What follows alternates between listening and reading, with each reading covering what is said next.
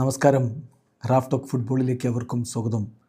2026 FIFA world cup ആവേശത്തോടുകൂടി ആകാംക്ഷയോടുകൂടി കാത്തിരിക്കുകയാണല്ലോ നമ്മളൊക്കെ. 5 മാസക്കാലമാണ് ഇനി world കപ്പിന് നോർത്ത് അമേരിക്കയിൽ പന്തുരുളാൻ ബാക്കിയുള്ളത്. അപ്പോൾ ഈ വേൾഡ് കപ്പ് പല വമ്പൻ താരങ്ങളുടെയും ലാസ്റ്റ് ഡാൻസ് ആയിട്ട് മാറും.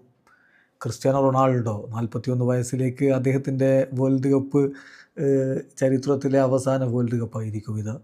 ലിയോ മെസ്സി 38 വയസ്സ്, അദ്ദേഹത്തിൻ്റെ അവസാന വേൾഡ് കപ്പായിരിക്കും. നെയ്മർ ജൂനിയർ നെയ്മർക്ക് അത്ര പ്രായമൊന്നുമില്ലടോ. പക്ഷേ നെയ്മറുടെ ഇപ്പോഴത്തെ ഒരു സ്ഥിതിവിശേഷം വെച്ച് ഇനിയൊരു വേൾഡ് കപ്പ് കളിക്കുമെന്ന് ആരാധകർ ചിന്തിക്കുന്നില്ല. നെയ്മർ ജൂനിയർ തന്നെ തൻ്റെ ഇപ്പോഴത്തെ ഏറ്റവും വലിയ ലക്ഷ്യമെന്ന് പറയുന്ന അടുത്ത വേൾഡ് കപ്പാണ് എന്ന് പലവട്ടം പറയുകയും ചെയ്ത സ്ഥിതിക്ക് ഇനിയും അദ്ദേഹം വേൾഡ് കപ്പ് കളിക്കാൻ വരുമെന്ന് നമ്മൾ കരുതുന്നില്ല. ഈ വേൾഡ് കപ്പ് ഒരു പക്ഷേ അദ്ദേഹത്തിൻ്റെ അവസാന വേൾഡ് കപ്പ് ആയിരിക്കും. കരീം ബെൻസീമ ഇനിയിപ്പോൾ ഫ്രഞ്ച് ടീമിലേക്ക് അദ്ദേഹത്തിന് അവസരം കിട്ടാൻ സാധ്യതയില്ല. എന്നാൽ ലൂക്ക മോഡ്രിച്ചോ അദ്ദേഹത്തിൻ്റെ അവസാന വേൾഡ് കപ്പായിരിക്കും. അപ്പോൾ ഇങ്ങനെ കുറേ താരങ്ങളുണ്ട് അവസാന വേൾഡ് കപ്പിനായിട്ട് വരുന്നവരാരൊക്കെയാണെന്ന് നോക്കാം. ഒന്ന് സാക്ഷാൽ ക്രിസ്ത്യാനോ റൊണാൾഡോയാണ്. ഇതിനു മുമ്പ് പലവട്ടം വേൾഡ് കപ്പിൽ പന്ത് തട്ടിയെങ്കിലും ക്രിസ്ത്യാനോ റൊണാൾഡോക്ക് വേൾഡ് കപ്പിൽ മുത്തമിടാൻ കഴിഞ്ഞിട്ടില്ല. ഇത്തവണ അതിന് സാധിക്കുമോ എന്നുള്ള ചോദ്യം ഉയരുകയാണ്. അങ്ങനെ എങ്ങാനും സംഭവിച്ചാൽ അതൊരു വല്ലാത്ത ഫെയറി ടൈൽ എൻഡിങ് ആയിരിക്കും അദ്ദേഹത്തിൻ്റെ ഈ ഇല്ലസ്ട്രേറിയസ് കരിയറിന്. ലൂക്ക മോഡ്രിച്ച് 40-കാരൻ, ക്രൊയേഷ്യക്കൊപ്പം ഇത്തവണയും വേൾഡ് കപ്പിന് ലൂക്ക മോഡ്രിച്ച് ഉണ്ടാകും. റയലിൽ തുടരാൻ അദ്ദേഹം ആഗ്രഹിച്ചിരുന്നു എന്ന് അദ്ദേഹം തന്നെ തുറന്നു പറഞ്ഞു. പക്ഷേ അവിടെ നിന്ന് അദ്ദേഹത്തിന് മിലാനിലേക്ക് പോവേണ്ടി വന്നു. അവിടെ അദ്ദേഹം ഹാപ്പിയാണ്.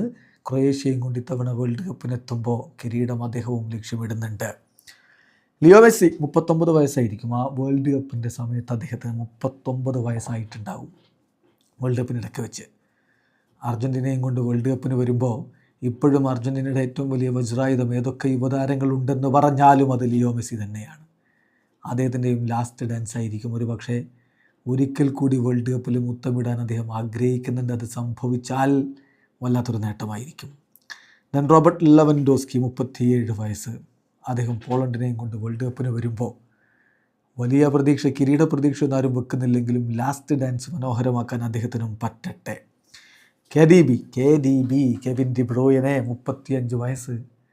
ഇത് അദ്ദേഹത്തിൻ്റെ അവസാന വേൾഡ് കപ്പായിരിക്കുമെന്ന കാര്യത്തിൽ തർക്കമൊന്നുമില്ല.